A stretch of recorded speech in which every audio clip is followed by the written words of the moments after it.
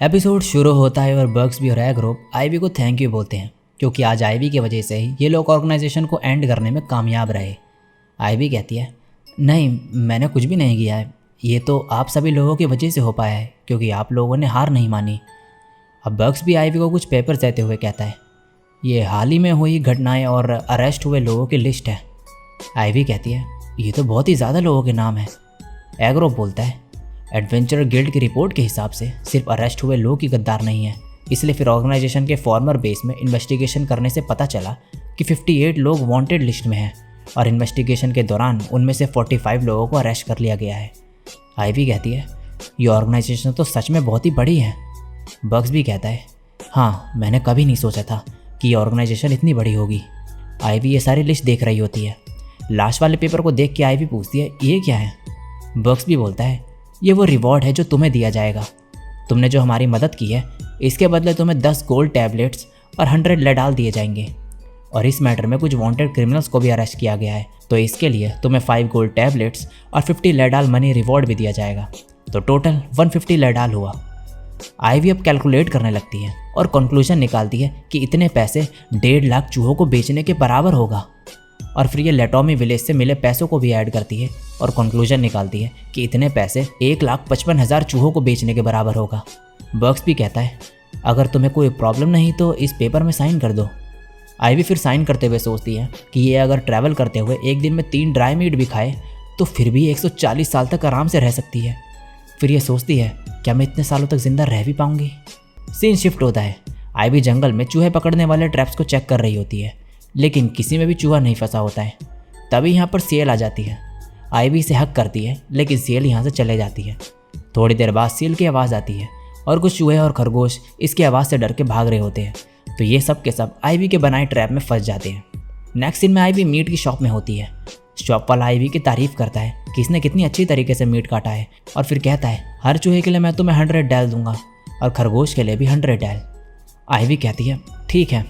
Shop वाला फिर कहता है, टोटल तुम्हारा 1 गिडाल हुआ। और फिर ये आईवी से थैंक्स कहता है इतना फ्रेश मीट लाने के लिए। फिर कहता है, तुम्हारी वजह से मैं अच्छे खासे पैसे कमा रहा हूँ, जो मीट तुम लेकर आए ये वापस तुम्हारे पास ही आने वाला है। आईवी कंफ्यूज हो जाती है। अब सीन शिफ्ट होता है। यहाँ पे सभी लोग बैठे हुए होते हैं और गिल्ड मास्टर बोलते हैं, ये पूरी जगह हमने ऑर्गेनाइजेशन को डिस्ट्रॉय करने के सेलिब्रेशन के लिए रेंट पे लिया है, तो सब लोग आराम से एंजॉय करो। कैप्टन बेरोल्डा आईवी के पास जाते हैं और आईवी की हेल्प के लिए थैंक यू कहते हैं और फिर बोलते हैं, मैंने सुना है कि काउंट फेल्टोरिया ने अपने क्राइम्स एडमिट कर लिए हैं। सेजल कहता है, जो भी हमें एविडेंस मिले थे वो काफ़ी थे, लेकिन हाइड आउट पे और भी एविडेंस मिले। आईवी कहती है, फाइनली अब ये सब खत्म हो गया है। फिर ये पूछती है, ग्रीन गेल का क्या हुआ?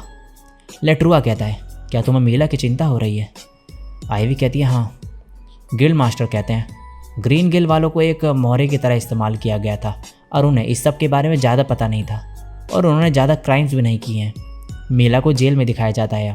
ये कहती है, मुझे खुशी है कि हमें अब और क्राइम्स करने नहीं पड़ेंगे। फिर सीन शिफ्ट होता है और गिल्ड मास्टर कहते हैं, मीला ने ऑर्गेनाइजेशन को धोखा दिया और अपने भाइयों को रोका तो उसे थोड़ा कम सजा दी जाएगी। फिर सब लोग बात कर रहे होते हैं कि फाइनली सब ठीक हो गया है। गिल्ड मास्टर कहते हैं, ये सब आईवी और उसके फ्रेंड की वजह से पॉसिबल हो पाया है। आईवी कहती है, फ्रेंड? सेजल फिर आईवी को सॉरी बोलता है और बोलता है, गिल्ड मास्टर को सोरा के बारे में पता है। बेरोल्डा ये बॉल दिखाते हुए कहता है, इसे देख के गिल्ड मास्टर ने मैजिक आइटम के रिकॉर्ड्स में इसके बारे में ढूंढा और इन्हें शक होने लगा, और जैसे कि हम लोग मिलकर गद्दारों को पकड़ने वाले थे तो इसीलिए हमने गिल्ड मास्टर को सोरा के बारे में बता दिया। आईवी कहती है, हाँ मैं समझ रही हूँ कि आप लोगों ने क्यों बताया। और फिर आईवी झूठ बोलने के लिए सॉरी कहती है। गिल्ड मास्टर कहते हैं, सॉरी की कोई ज़रूरत नहीं है आईवी, मैं समझ सकता हूँ कि तुमने सोरा के बारे में क्यों छुपाया। और फिर ये आईवी से सोरा को दिखाने के लिए कहते हैं और आईवी ऐसा ही करती है। सोरा को देख के गिल्ड मास्टर कहते हैं, मैंने कभी ऐसा ट्रांसलूसेंट स्लाइम नहीं देखा है, ये बहुत रेयर स्लाइम है। फिर ये सोरा को थैंक यू बोलते हैं और आईवी से बोलते हैं, अगर तुम चाहो तो यहाँ पर ओटोल्वा में रह सकते हो। मुझे पता है कि तुम्हें रॉयल कैपिटल जाना है, लेकिन अगर वहाँ जाने का कोई इंपॉर्टेंट रीज़न नहीं है तो तुम यहाँ रहने का सोच सकते हो। सभी लोग इस बात से सहमत होते हैं। लेट्रुआ कहता है, आईवी तो क्या तुम हम सब लोगों के साथ इस टाउन में रहोगे? आईवी को फिर फॉर्चून टेलर की बात याद आती है और ये याद करती है जब फॉर्चून टेलर इससे कह रही थी, अगर रॉयल कैपिटल जाने की जर्नी के दौरान तुम्हें कोई ऐसी जगह मिल जाए जहाँ तुम रहना चाहो तो तुम्हें आगे ट्रैवल करने की कोई ज़रूरत नहीं है और तुम्हें ऐसे लोग ढूंढने होंगे जिस पे तुम ट्रस्ट कर सकती हो। जब ऐसे लोग तुम्हें मिले तो उनसे सब सच बता देना। आइवी इन सब लोगों से अब कहती है, मुझे आप लोगों को कुछ बताना है। सच ये है कि मैं स्टारलेस हूँ, मेरे पास 0 स्टार टेमर स्किल है। और फिर पास का सब बताती है कि कैसे सब लोग इसके दुश्मन बन गए थे जब उन्हें इसके बारे में पता चला, और फिर कैसे फॉर्चून टेलर ने इसे बचाया। और फिर बताती है कि जब मैं 8 साल की थी तो सब गांव वाले बोलने लगे कि मैं इस गांव के लिए मनहूस हूँ और मुझे मारने के लिए मेरे पीछे पड़ गए, लेकिन मुझे जीना था तो मैं वहाँ से भाग गई। मुझे नहीं पता था कि कहाँ जाना है, लेकिन मैं भागते रही और अब मैं यहाँ पर हूँ।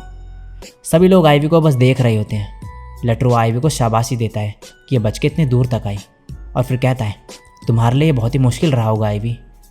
आइवी ये सुन के हैरान हो जाती है। सेजल कहता है, मुझे तुम्हारे लिए बहुत बुरा लग रहा है और मैं हैरान हूँ कि तुमने ऐसी सिचुएशन में भी हार नहीं मानी। बेरोल्डा कहता है, तुम बहुत स्ट्रांग हो आइवी। नोगा बोलता है, तुम्हें यह सब फिर से नहीं झेलना पड़ेगा आइवी। शिफाले कहता है, हाँ हम तुम्हारे लिए यहाँ पर हैं। ये सब सुन के आइवी रोने लगती है। बक्स भी कहता है, तुम्हें अपने स्टार्स के बारे में चिंता करने की कोई ज़रूरत नहीं है। अगर तुम चाहते हो कि इस बारे में किसी को पता ना चले तो हम ये बात किसी को नहीं बताएंगे। और सभी लोग इस बात से सहमत होते हैं। आइवी इन सबको थैंक यू कहती है और बोलती है, अब मैं आराम से अपनी जर्नी पे निकल सकती हूँ। सब लोग शॉक हो जाते हैं। लेट्रुआ बोलता है, क्या तुम यहाँ पर नहीं रहने वाले हो? आइवी कहती है, अभी तक मेरी जर्नी में मैं सिर्फ भाग रही थी। मुझे लगा था कि मेरे स्टारलेस होने का पता चलने पर मुझे मार देंगे, लेकिन फिर लेटोमी विलेज में कैप्टन ऑक्टो और वाइस कैप्टन वैली वेरा मिले। उन्हें पता होगा कि कुछ गड़बड़ है, लेकिन फिर भी उन्होंने मुझसे बिना पूछे मेरी मदद की। और आप सभी लोगों को भी जब पता चला कि मैं ऑर्गेनाइजेशन का टारगेट हूँ तो आप लोगों ने भी मेरी मदद की और मेरे प्लान को भी फॉलो करा। आप सभी लोग उन लोगों से अलग हैं जिन्हें मैं जानती थी। फॉर्चून टेलर ने कहा था कि मैं दुनिया के बारे में जानूँ। अब मुझे समझ आ रहा है कि वो क्या कहना चाह रही थी। थैंक यू आप सभी को। मैं अब बदल गई हूँ। मैं अब और ऐसे नहीं भागूंगी। अब से मेरी जर्नी भागने के बारे में नहीं बल्कि नई चीज़ें ढूंढने की जर्नी होगी। लेट्रुआ कहता है, चीज़ें ढूंढना? आइवी कहती है, हाँ मुझे कुछ ढूंढना है जो मैं करना चाहती हूँ, कुछ ऐसा जो मैं दूसरों के लिए कर सकूँ, चाहे अभी मेरे पास कुछ भी नहीं है। सब लोग आइवी की बात सुन के खुश होते हैं और फिर सभी लोग एक साथ टाइम स्पेंड करते हैं और खाना एंजॉय करते हैं। आइवी सोरा से कहती है, इसी को रियल हैप्पीनेस कहते हैं, है ना? अब सुबह का सीन दिखाया जाता है। आइवी अब यहाँ से जाने के लिए रेडी होती है। लेट्रुआ बोलता है, आइवी तुम कुछ भूले तो नहीं हो ना? तुमने लंच पानी टेंट सब रख लिया है ना? क्या मैं तुम्हारे लिए तुम्हारा भारी सामान पकड़ दूँ? सेजल कहता है, अब बस करो, आइवी वैसे भी तुमसे ज़्यादा भरोसेमंद है। आइवी कहती है, हाँ मैंने सब कुछ इन बैग्स में रख लिया है। आइवी फिर सब लोगों से खुश होकर कहती है, मुझे ये ऑफिशियल मैजिक बैग देने के लिए थैंक यू। नोगा कहता है, ऑफिशियल वाले बैग्स में ज़्यादा सामान रखा जा सकता है और वो हल्के होते हैं। शिफाले बोलता है, इन बैग्स में टाइम रोकने की एबिलिटी भी है, तो तुम जब इसमें खाना रखोगी तो वो ख़राब नहीं होगा। आइवी थैंक यू कहती है। लोकरिक कहता है, जब भी तुम मॉन्स्टर को हराओगे तो तुम्हें कुछ आइटम्स हमेशा दिखेंगे, तो उन्हें तुम अपने साथ ले जाना। आइवी कहती है, ठीक है। बक्स भी बोलता है, मैंने बाद में डिसइंटीग्रेटिंग स्लाइम के बारे में थोड़ा रिसर्च किया। मुझे ज़्यादा इन्फॉर्मेशन तो नहीं मिली, लेकिन ये स्लाइम बहुत ही ज़्यादा वीक होते हैं। यहाँ तक कि 1 स्टार टेमर का मैजिक भी इनके लिए इतना स्ट्रांग होता है कि ये टेमिंग के दौरान ही मर जाते हैं। आइवी कहती है, मुझे इस सब के बारे में नहीं पता था। फिर बक्स भी बोलता है, मैंने सुना है कि स्टारलेस के पास पावर बहुत कम होती है, जिसका मतलब है कि सोरा को सिर्फ तुम टेम कर सकते थे। एग्रोप कहता है, अगर तुमने सोरा को टेम नहीं किया होता तो वह ऐसे ही गायब हो जाता। आइवी के मन में आवाज़ आती है तो ये कहती है, सोरा सिर्फ इसीलिए एग्जिस्ट करता है क्योंकि उसे मुझसे मिलना था। ये फिर मन में बोलती है, हाँ इसका मतलब ये भी है कि मेरा एग्जिस्टेंस भी सोरा से मिलने के लिए था। अब सब लोग आइवी से बाय कहते हैं और इसे यहाँ बाद में वापस आने को कहते हैं। आइवी भी इनसे बाय कहती है और यहाँ से जाने लगती है। थोड़ी दूरी पे सीएल आइवी के पास आ जाती है। सभी ये देख के हैरान हो जाते हैं। बेरोल्डा कहता है, डैंडला। शिफाले कहता है, एक स्टारलेस टेमर। जिन लोगों के पास स्टार्स होते हैं और उसका सही से इस्तेमाल नहीं करते हैं, उनके कंपैरिजन में आइवी बहुत ही पावरफुल है। सीएल आइवी को हक करने लगती है और आइवी खुश होती है। सोरा भी बैग से बाहर निकल जाता है। आइवी अब इन दोनों की तरफ देखती है और आगे बढ़ने लगती है। ये कहती है, मेरा नाम आइवी है, मेरे पास टेमर स्किल है, मेरे पास कोई भी स्टार्स नहीं है, लेकिन मेरे पास बहुत सारे फ्रेंड्स हैं। और इसी के साथ ये एपिसोड यहीं पे एंड हो जाता है। लेकिन एपिसोड ख़त्म होने से पहले हमें दिखाया जाता है कि कैसे सोरा बना था। हमें फॉरेस्ट दिखाया जाता है जहाँ पर कई सारे स्लाइम्स बन रहे होते हैं और साथ ही में सोरा जाके गिरता है एक पत्ते में और आसपास ये देख रहा होता है अपने ही जैसे स्लाइम्स को जो कि हवा की वजह से मरते जा रहे होते हैं।